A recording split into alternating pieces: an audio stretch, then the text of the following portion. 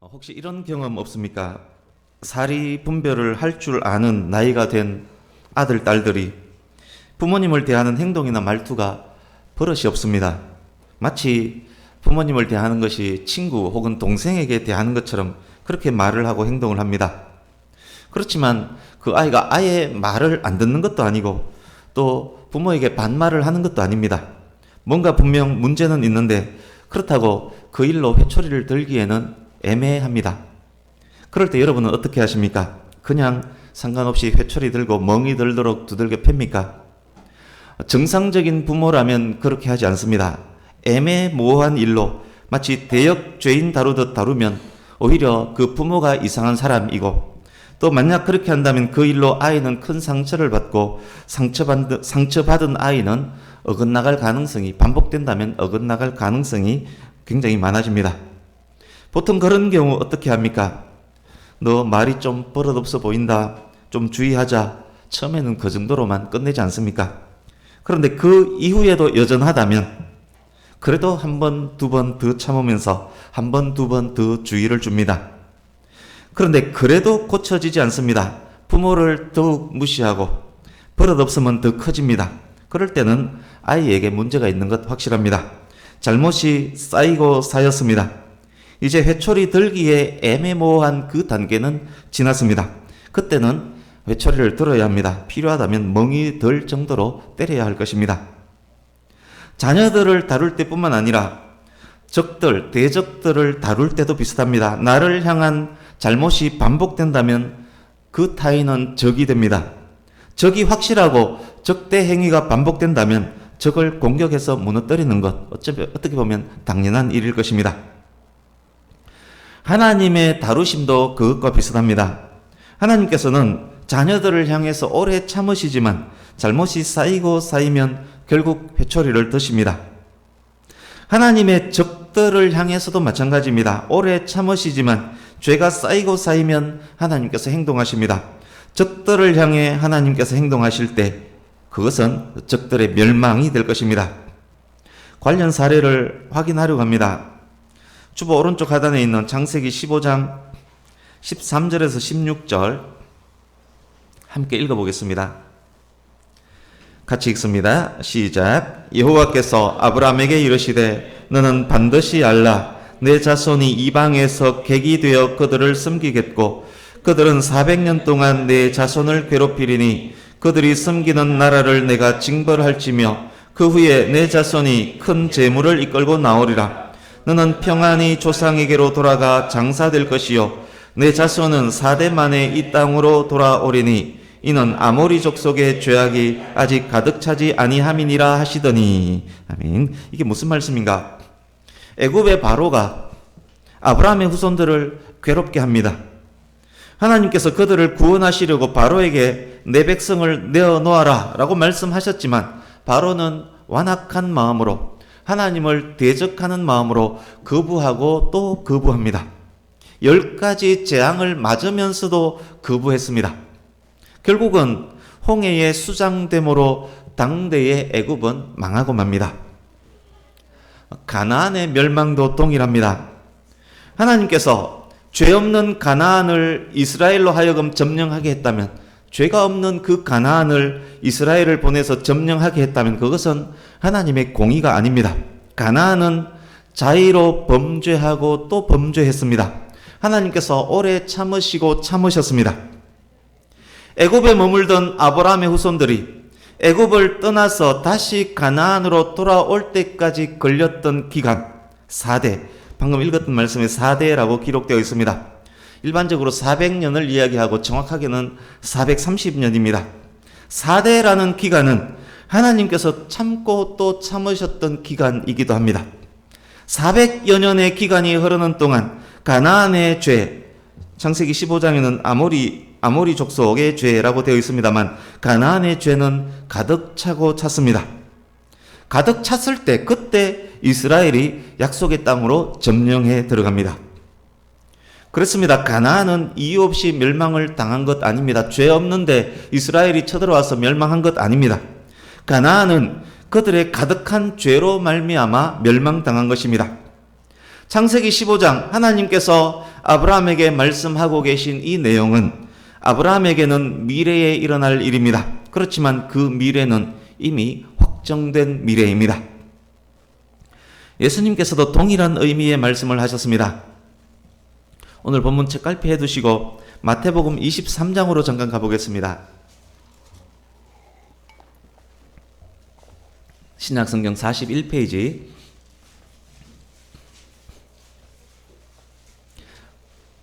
마태복음 23장 35절을 같이 읽습니다. 마태복음 23장 35절 같이 읽습니다. 시작. 그러므로 의인 아벨의 피로부터 성전과 제단 사이에서 너희가 죽인 바랴가의 아들 사가랴의 피까지 땅 위에서 흘린 의로운 피가 다 너희에게 돌아가리라. 아멘. 위선적인 서기관들 바리새인들에게 예수님께서 하신 말씀입니다. 그들이 의로운 자들의 피를 많이 흘렸습니다. 하나님께서 참고 참으셨지만 그러나 그들은 회개하지 않았고 범죄는 계속됩니다. 죄가 쌓이고 쌓여서 결국 하나님께서 행동하실 것입니다. 땅 위에서 흘린 의로운 피가 바리새인 서기관들에게 다 돌아가는 그때, 예수님께서 말씀하신 그때가 바로 AD 70년에 있었던 로마에 의한 예루살렘의 멸망입니다. 그 기간은 죄가 쌓이고 쌓였던 그 기간이었던 것입니다. 종말의 때도 그럴 것입니다. 인간으로서는 그 날과 그 때를 알 수 없습니다. 그렇지만 세월이 흐르는 동안 죄인들의 죄악은 쌓이고 쌓일 것입니다. 쌓인 죄는 인류 역사상 최악이 될 것입니다. 하나님의 때에 악인들은 그들의 꽉 찬 죄로 인해서 최후의 심판을 맞게 될 것입니다. 이제 본문으로 가겠습니다. 3주 전 주일낮 말씀 때 주보에 올리면서 보여드렸던 그 도표, 7인의 재앙 도표를 머릿속에 떠올려 보시면 좋겠습니다. 요한계시록 6장 1절에서 어린 양 예수께서 첫 번째 인을 떼는 장면이 나옵니다. 7번째 인, 그것을 뗄 때 7 나팔의 재앙이 시작되었습니다. 7번째 인, 7번째 나팔을 불 때 이제 7 대접의 재앙이 시작됩니다. 16장 1절 2절을 한번 보십시오. 요한계시록 16장 1절 2절. 7번째 인을 떼고 6번째 천사가 나팔 분 이후 7번째 천사가 나팔을 불 때 7 천사가 등장하고 그중 첫 번째 천사가 대접을 땅에 쏟는 장면이 16장 1, 2절입니다. 7 대접의 재앙이 시작된 것입니다. 이제 16장 17절 보십시오. 7번째 천사가 7번째 대접을 쏟는 장면입니다. 7인 재앙의 최종 단계가 16장 17절입니다. 그때 어떤 일이 벌어집니까? 18절에서 21절입니다.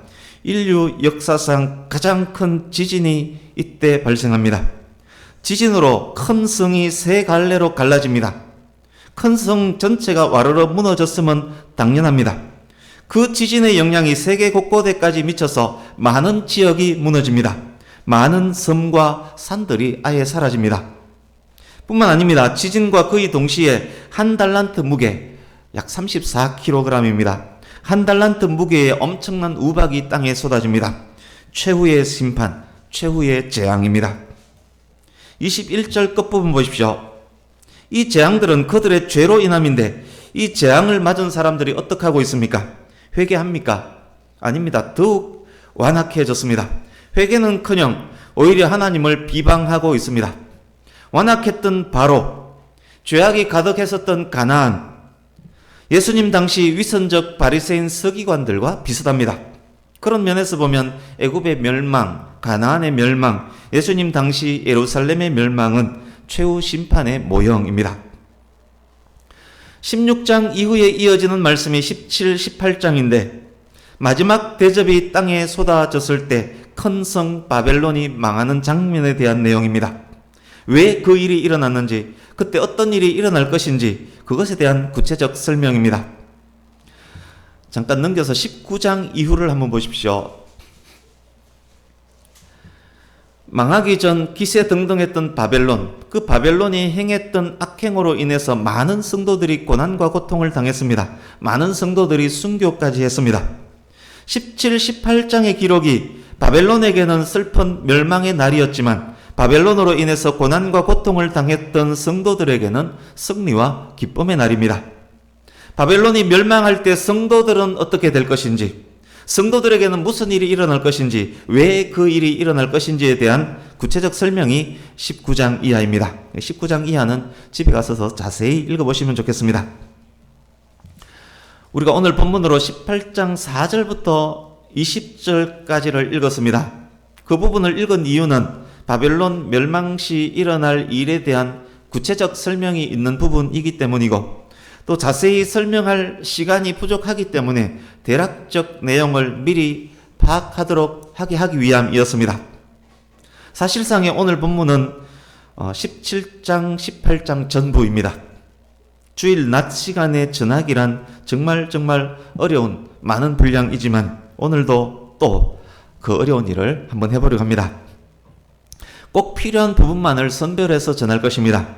지금까지 말씀드렸던 전체 분위기, 그 분위기를 파악하신다면, 줄거리를 잡고 전하는 말씀에 집중한다면 전체를 충분히 이해하실 수 있을 것입니다.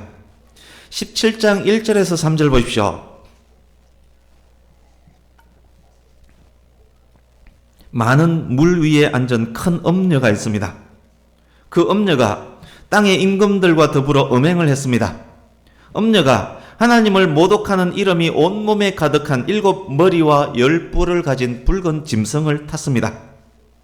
17장은 그 엄녀가 받을 심판에 대해서 예고하는 장면입니다. 예고하고 있는 장면입니다. 이제 18장 2절 보십시오.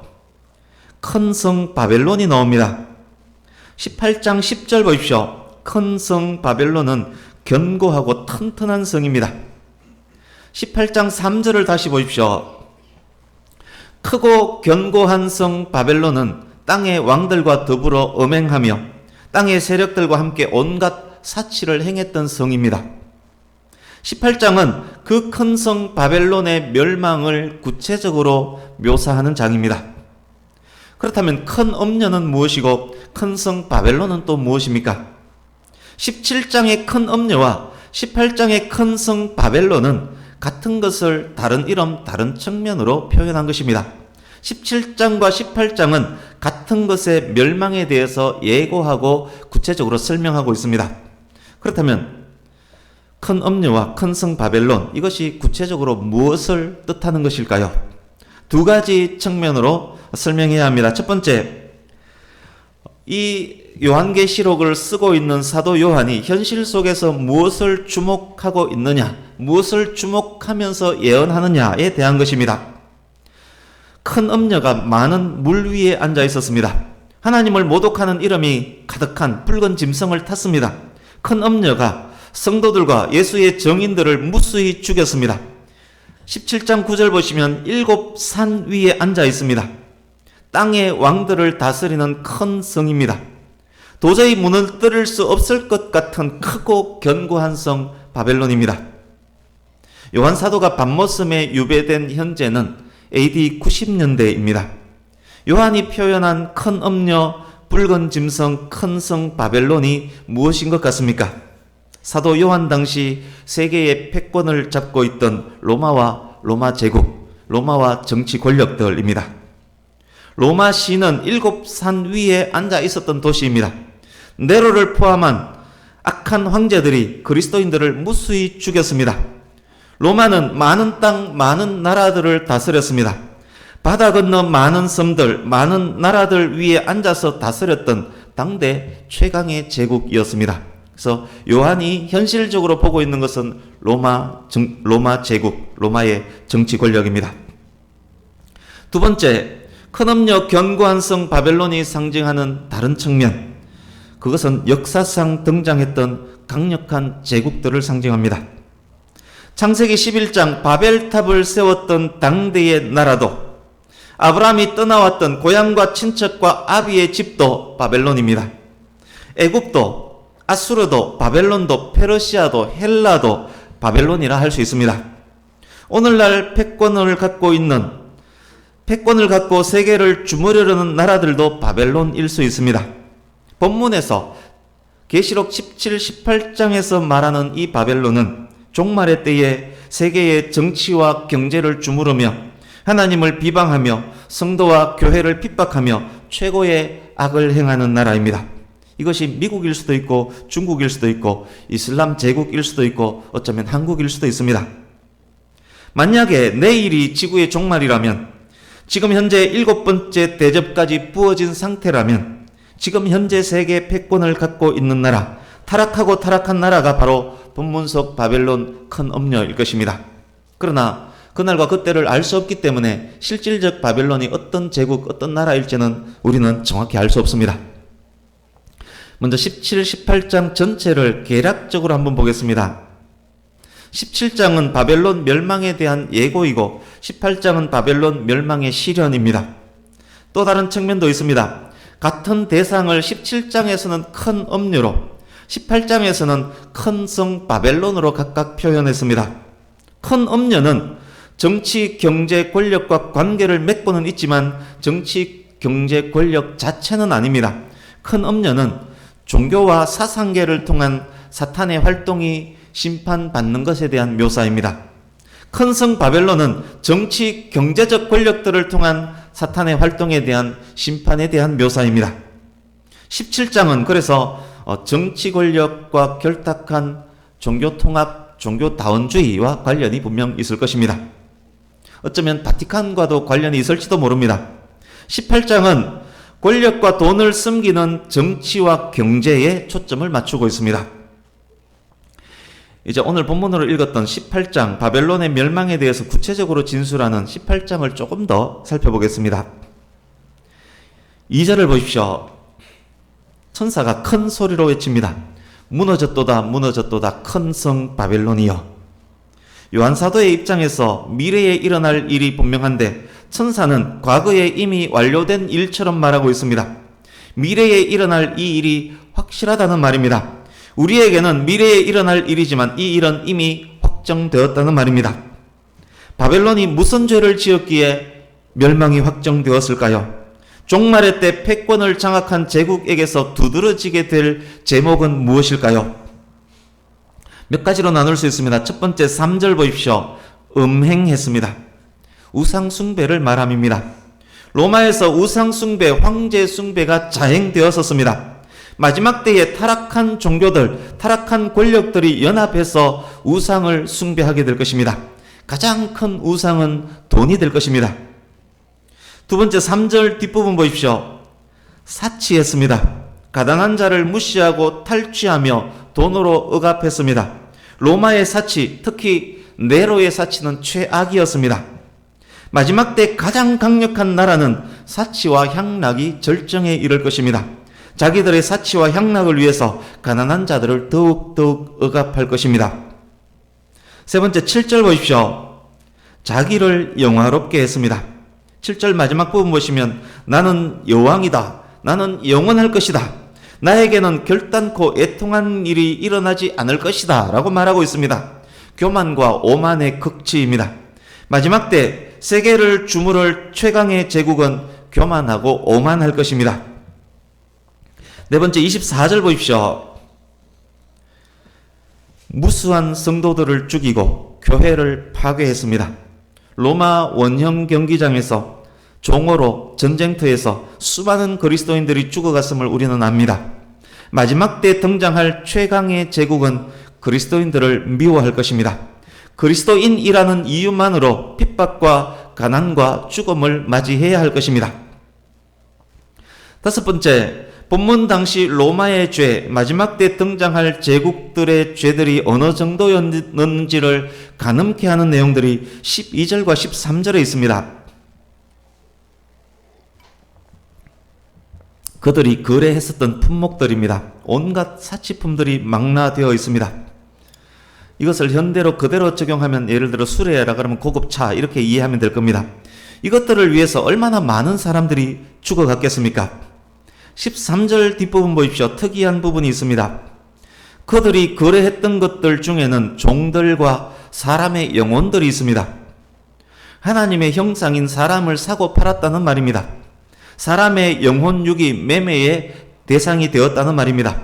본문 당시 로마에 살고 있던 사람들의 3분의 1 정도가 실제로 종이었다라고 합니다.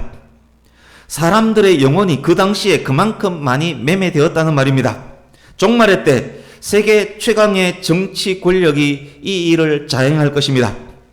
다른 형태의 사람들의 영혼 매매가 일어날 것입니다. 인신매매, 장기매매, 생명경시, 윤리를 무시한 생명공학, 청부살인 등등이 아마 이런 것과 관련이 있을 것입니다. 5절을 한번 보십시오. 바벨론의 죄가 하늘에 사무쳤습니다. 죄가 쌓이고 쌓여서 하늘에 이르렀습니다.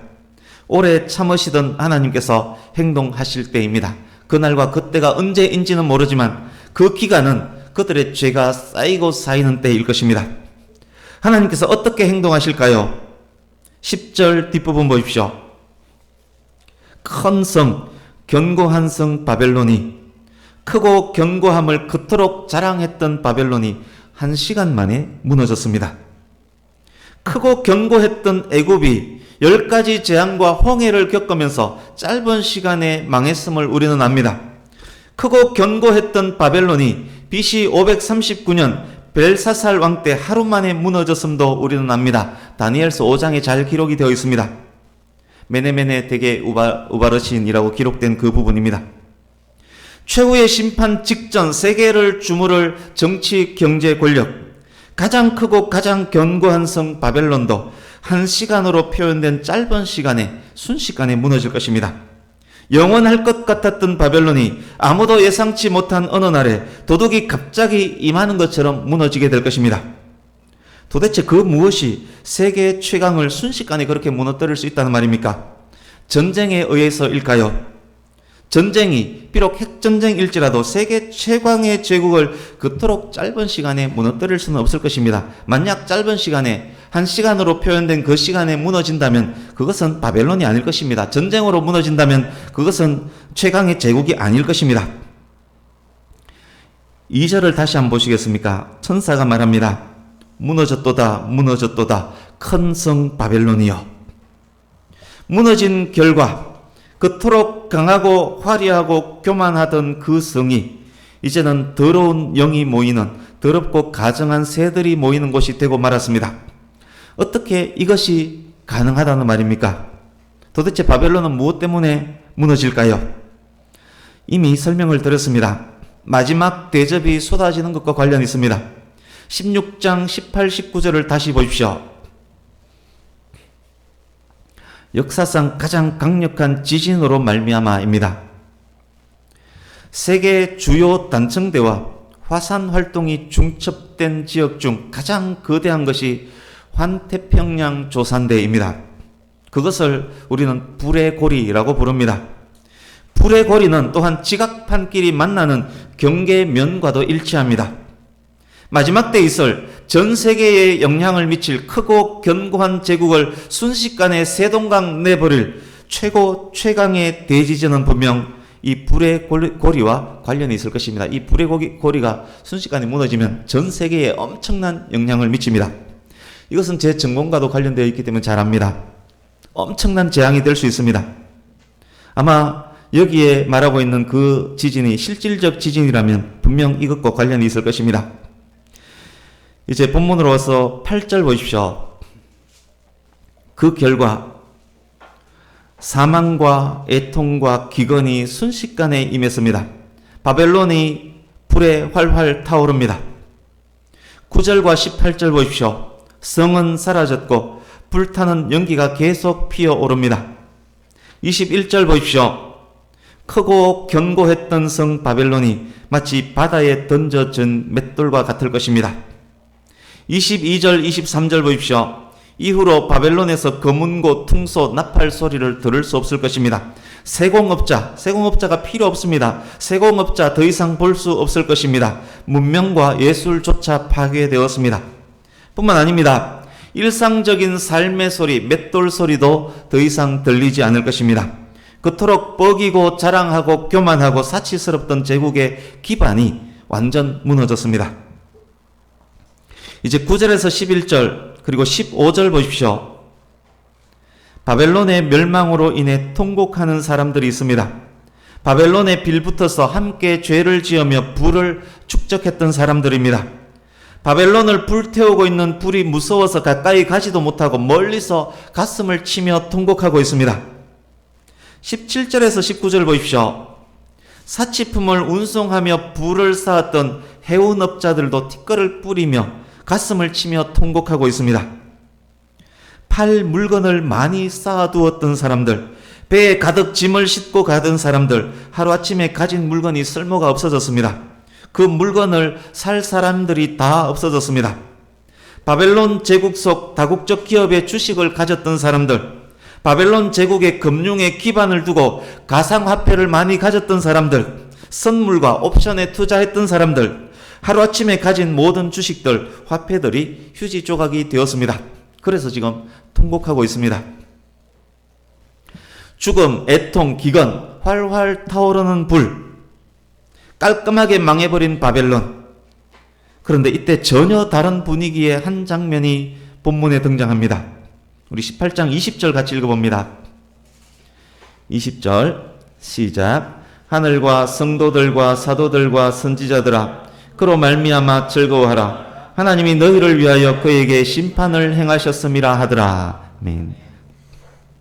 바벨론에 의해서 고통받았던 사람들, 피를 흘렸던 사람들이 이제는 기뻐하고 있습니다.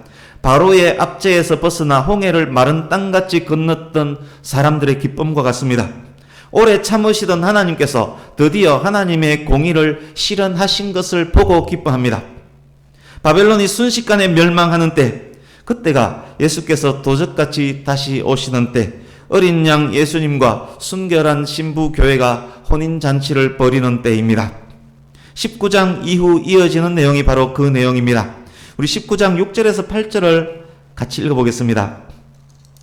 19장 6절에서 8절 시작. 또 내가 들으니 허다한 무리의 엄성과도 같고 많은 물소리와도 같고 큰 우레소리와도 같은 소리로 이르되 할렐루야, 주 우리 하나님 곧 전능하신 이가 통치하시도다.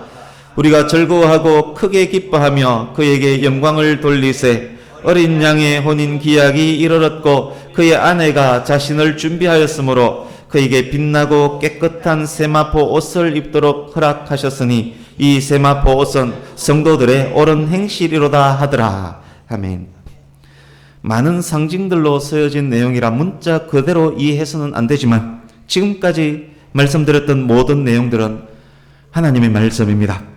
우리 미래에 있을 일이지만 하나님 안에서는 이미 확정된 미래입니다. 어쩌면 내일 당장, 어쩌면 10년 후, 어쩌면 100년 후 확실히 일어날 일입니다. 이제 몇 가지를 정리하고 이제 17, 18장 본문에 대해서는 개략적인 설명을 마쳤습니다. 몇 가지를 정리하고 적용하며 말씀을 마무리하려 합니다. 첫 번째, 돈의 위력에 대한 것을 말씀드리려고 합니다. 17장의 엄려는 종교와 사상계를 통한 사탄의 활동과 관련 있다는 설명을 드렸습니다. 그런데 보십시오. 17장 큰 엄려가 망했을 때 땅에서는 그 누구도 슬퍼하지 않습니다. 왜입니까? 재벌들, 상인들, 주식 부호, 가상화폐 부호 등등에게 종교와 사상체계는 큰 관심거리가 되지 않았기 때문일 것입니다. 큰 엄려의 멸망이 돈과는 직접 관련 없었기 때문일 것입니다.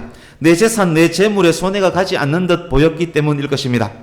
그러나 18장 속 정치, 경제의 집합지, 견고한 성 바벨론이 무너졌을 때 휴지 조각이 된 자기의 재물로 인해서 세상 사람들이 가슴을 치면서 통곡하고 있습니다. 뭐니 해도 돈이 최고로 여겨지는 때를 우리가 살고 있습니다. 돈을 최고로 여기는 사람들에게 확정된 종착지, 우리가 방금 확인했습니다. 사랑하는 성도님 여러분, 돈이 중요합니다만 돈의 노예가 되지는 마시기 바랍니다.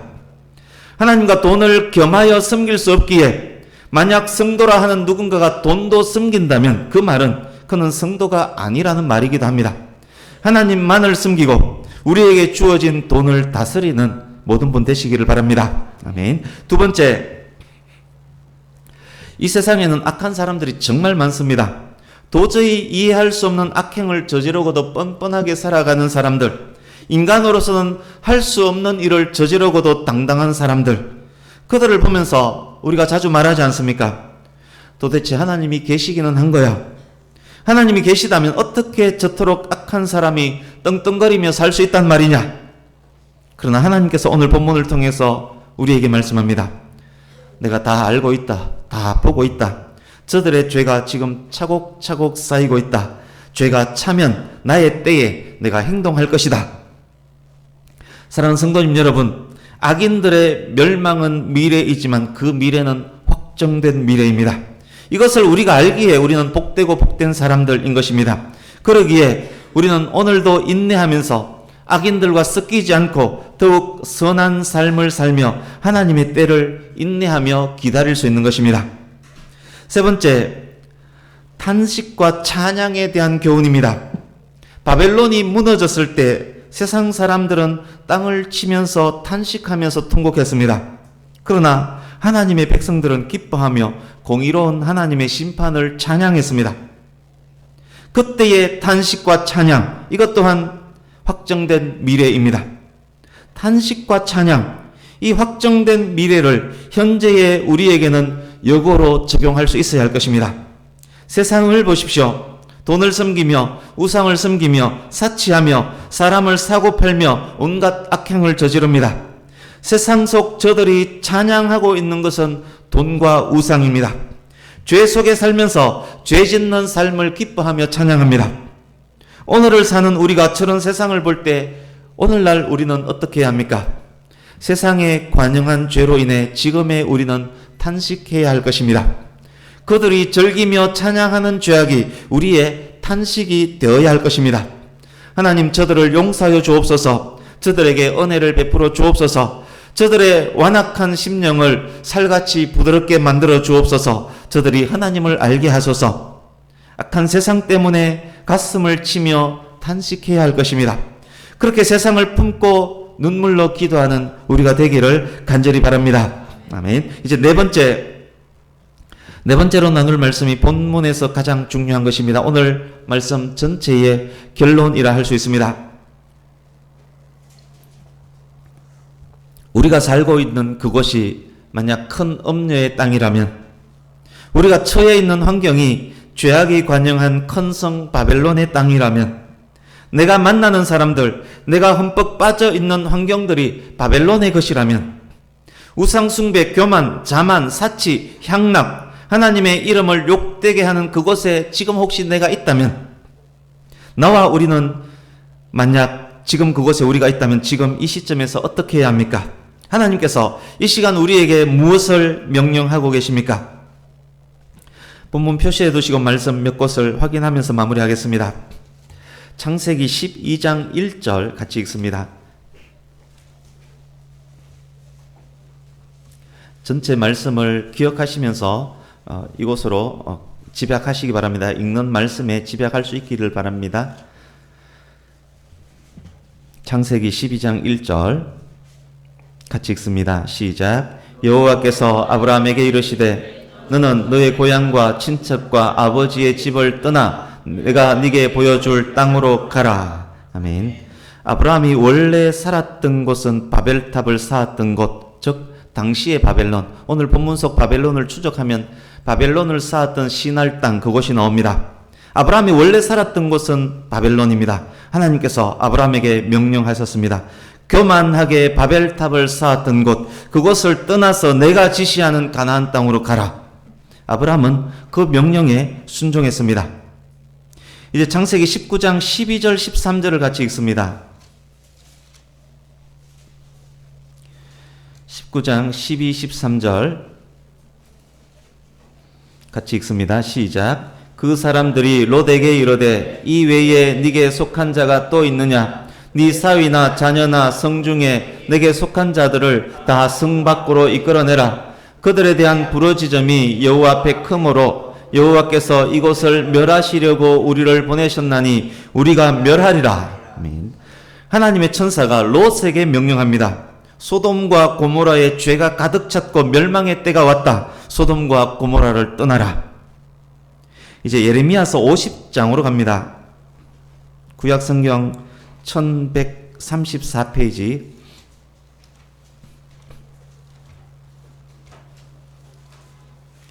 예레미야서 50장 8절을 같이 읽습니다.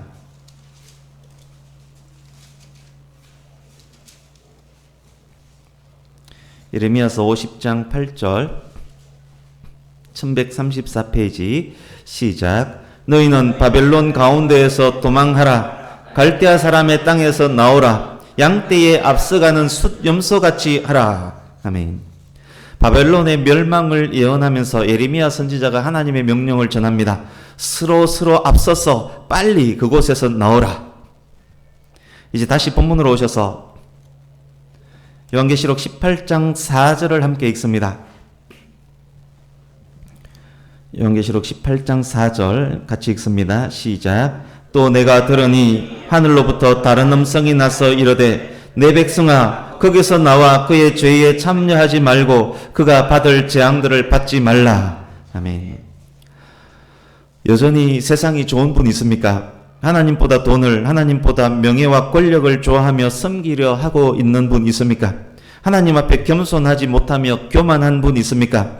더욱 세상 속으로 들어가서 더욱 세상에 섞이려고 하고 있는 분 있습니까? 죄악된 세상이 좋아서 죄악된 세상을 찬양하고 있는 분 있습니까? 그 세상이 영원할 것 같고 그 세상이 견고할 것으로 여겨지는 분 있습니까? 만약 있다면 그 사람은 지금 멸망이 확정된 바벨론 속으로 계속 들어가고 있는 것입니다. 하나님께서 이 시간 그런 사람들에게 그리고 저와 여러분들에게 경고하며 말씀하고 계십니다. 네가 내 백성이 맞느냐? 내가 네게 경고하며 명령한다. 내 백성이 맞다면 발걸음을 멈추고 뒤로 돌아 그리고 거기서 나오라. 내 백성아 바벨론에서 빨리 나오라. 내 백성아 바벨론의 죄에 참여하지 말라. 그곳은 멸망이 있는 곳이다. 말씀을 마칩니다. 이 경고의 음성에 귀 기울이시고 순종하시기를 예수님 이름으로 축복합니다. 매일매일의 삶 속에서 내가 행하고 있는 그 길이 과연 바벨론은 아닌지, 내가 하나님의 뜻 안에서 거룩한 삶을 살아가고 있는지를 매일매일 우리는 점검해야 할 것입니다. 세상의 죄악으로 인해서 탄식하며 눈물로 기도하는 우리 또한 되어야 할 것입니다. 하나님께서 공의로 세상을 심판하시는 그때 한 분도 낙오 없이 어린 양의 혼인잔치에 기쁨으로 참여하는 우리 모두가 되시기를 예수님 이름으로 축복합니다. 아멘. 기도하겠습니다.